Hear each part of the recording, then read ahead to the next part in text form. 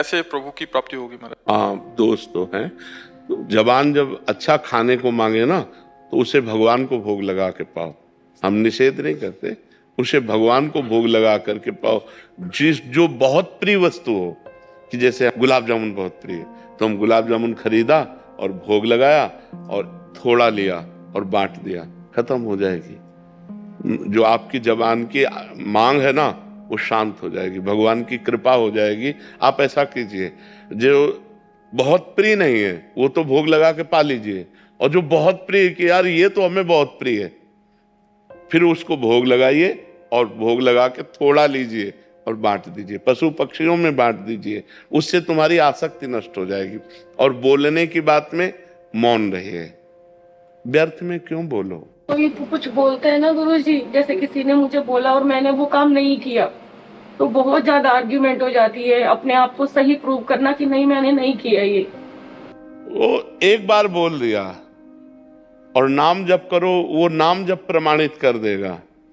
एक बच्चा जो आगे चलकर संत हुआ, तो आगे की सीट में बैठा हुआ था, पीछे की सीट वाले ने 50 रुपए किसी बच्चे के ले लिए, बगल वाले के चुरा लिए, और उसको आभास हुआ कि सामने वाले बच्चे ने चुराया। और वो बहुत नाम जापक बच्चा था, आगे चलकर बहुत बड़ा संत बना। तो नाम जापक बच्चा था, तो टीचर ने कहा कि खड़े हो, तुमने 50 रुपए चुराए? तो उसने एक बार केवल कहा, नहीं मैंने 50 रुपए नहीं चुराए। उनका चुराया, कई थप्पड़ मारे उनके। फिर बोलो, वो बोला ही नहीं, नाम जप करता रहा। कई थप्पड़ फिर मारे, बोलो, वो नहीं बोला, नाम जप करता रहा। चलो बैठो, बैठा दिया। जो ही बैठाला, सो एक बच्चा जो देख रहा था, उसने कहा गुरुजी इन्होंने नहीं लिया, इसने लिया, हमने देते देखा है, और 50 रुपया निकल आए। अब गुरुजी को बड़ा पश्चाताप हुआ। तो उनका, तुम्हें इतना पीटा, तुमने दोबारा क्यों नहीं कहा? बोले गुरुजी एक बार कह दिया था कि हमने नहीं लिया, इसके बाद हम नाम जप करते हैं, अपना नाम जप क्यों छोड़े बार बार? जब आपको एक बात में विश्वास नहीं हुआ तो बार बार में विश्वास क्यों होता? तो नाम जप ने क्या किया, देखो उसी समय प्रमाणित करवा दिया। ये गुरुजी हाथ जोड़े थे उससे कि क्षमा करो, हमसे गलती हो गई, हमसे गलती हुई। बार बार वो उनको दुलार कर रहे। तो नाम में बड़ी सामर्थ्य। एक बार हम कह दिया कि ये हमने नहीं किया, बहुत बार सफाई देने की जरूरत नहीं, नाम जप करो, नाम प्रमाणित कर देगा कि आप गलत नहीं है। मुझे, मैं अध्यापिका हूँ ना, तो स्कूल में, विद्यालय में ये हर रोज चलता है। कोई भी कह देता है कि इसने किया, फिर लगता है कि छवि खराब हो जाती है। नहीं नहीं, भजन करो, छवि क्या खराब होगी? अपनी कभी लड़ाई मत करना। अध्यापिका पद एक गुरु पद है, गंभीर रहना चाहिए। अपनी बात हमने कह दी, हम गलत नहीं है, अपनी बात सफाई दे दी, इसके बाद मौन हो गए, नाम जप करने लगे। तो आपका ये स्वभाव जो है ना, वो थप्पड़ की तरह लगेगा सामने वाले को, और आप बार बार सफाई देंगी, और बार बार वो आपको दूषित करेंगे, तो आपको क्रोध आ जाएगा। फिर आपका स्वभाव, आपकी गंभीरता आपके पद से अलग हो जाएगी।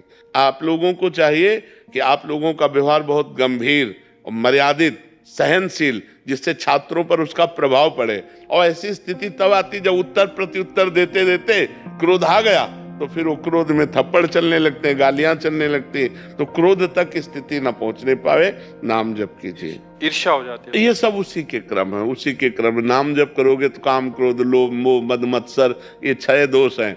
ईर्ष्या को ही मत्सर कहते हैं। मत्सर माने मेरे से आगे निकला जाता है, उसी को ईर्ष्या कहते हैं। नाम जप करो, भगवान की कृपा से इस निर्दोष हुआ जा सकता है। हार्दिक चोपड़ा जी। राधे राधे महाराज जी। महाराज जी, कैसे कामनाएं और वासनाएं जो होती हैं उसका त्याग हो? नाम जप से। जितना नाम जप बढ़ेगा, बुद्धि पवित्र होगी, उतने निष्कामता आएगी। अगर हम नाम जप नहीं करेंगे, शास्त्र स्वाध्याय नहीं करेंगे, पवित्र भोजन नहीं करेंगे, तो मलिन मन में कामनाएं ही उत्पन्न होती रहती। निर्मल मन में कोई कामना नहीं होती। निर्मल मन केवल भगवत प्राप्ति की चाह करता है। निर्मल मन जन सो मोहि पावा, मोहि कपट छल छिद्र न भावा। और मलिन मन में वासनाएं, कामनाएं, ये सब आती है।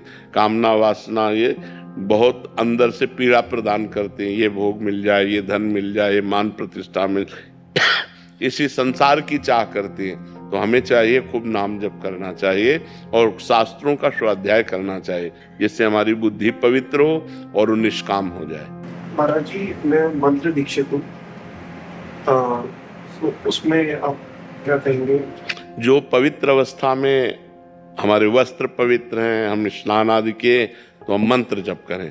और जब हम अपवित्र अपने को समझ रहे हैं शरीर आदि के द्वारा, तो फिर हम नाम जप करें।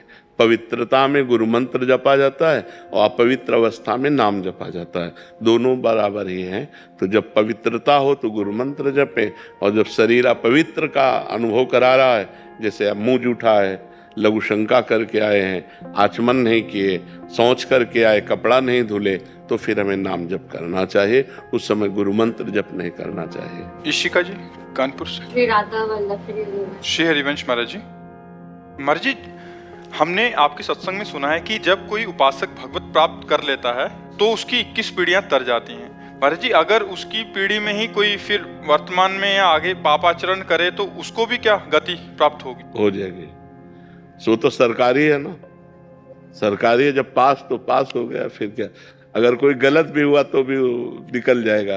वो भगवत प्रसाद से उस महाभागवत के घर में जन्म लिया, इसलिए पापी होने पर भी भगवत प्राप्त हो जाएगा। स्त्री साधक की मायके वाली होती है या ससुराल वाली पीढ़ी? अगर कोई स्त्री साधक भगवत प्राप्त कर लेती है तो 2 पीढ़ियां होती हैं। एक होती जिसे मायके की मातृपक्ष की, और एक होते पितृ पक्ष की। दोनों में कल्याण होगा, क्योंकि वो जिस घर से आई है वो माता पिता तो उसके हुए ना वो, और जिस घर में गई है उस परिवार में भी प्रकाश करेगी। इसीलिए स्त्री बहुत जोरदार पक्ष होता है कि वो दोनों वंश को उजागर करती है। पुत्र जो है अपने केवल पिता के वंश को उजागर करता है, और जो स्त्री जो है वो अपने माता पिता के वंश को और अपने पति के वंश को, दोनों को उजागर करने वाली होती है। इसलिए माताओं बहनों का सबसे ज्यादा समाज में हमारा महान पद है, क्योंकि वो जननी भी हैं और वो पूरे ग्रह की लक्ष्मी भी हैं। बहुत बढ़िया घर बना हो, खूब रुपया पैसा हो, और 10-20 आदमी घर में हो, और एक स्त्री ना हो, तो शैतान का सा घर लगेगा? नहीं लगेगा कि यार मतलब सब सुना, और एक स्त्री केवल हो और भले गरीब हो, तो देखो लीप पोत के घर को सजा करके एक मंदिर सा बना देते हैं। माता बहने को बड़ा भारी पवित्र अस्तित्व है। आज वो अस्तित्व खत्म होने जा रहा है। ये जो व्यभिचार चल गया है, ये बहुत हानिकारक हो गया, ये बहुत हानिकारक हो गया। नहीं वो पढ़े लिखे हैं कि नहीं है, रूपवान है कि नहीं है, पति कैसा है, एक बार ब्याह हुआ, पूरे जीवन उसी घर में समर्पित होकर के पूरे घर को सजाकर वंशावली बढ़ाकर ऐसे चला जाता। जयेश जी गुजरात से। राधे राधे। राधे राधे महाराज जी।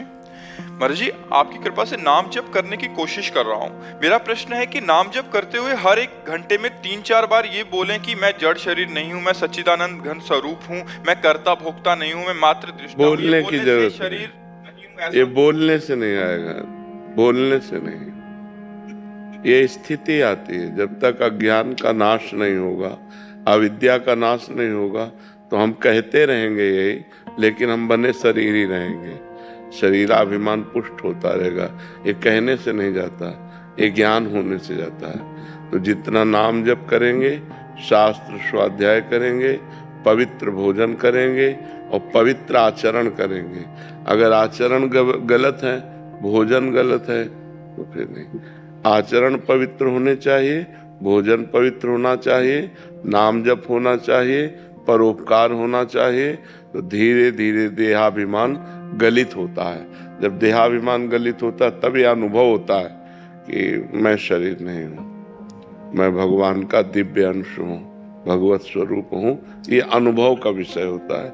ये न प्रवचन का विषय होता है, न बोलने का विषय होता है। ये अनुभव गम में भजे जे संता, ये अनुभव का विषय होता है। तो खूब नाम जप करो, धीरे धीरे ऐसा अनुभव हो जाएगा। जब दुख मिले तब उस समय प्रयोग करो, जब भोग रहे हो उस समय प्रयोग करो कि मैं शरीर नहीं हूँ, मैं इंद्रियां नहीं हूँ, ये मायाकृत है और मैं चिदानंद हूँ, मैं भगवत स्वरूप हूँ ना।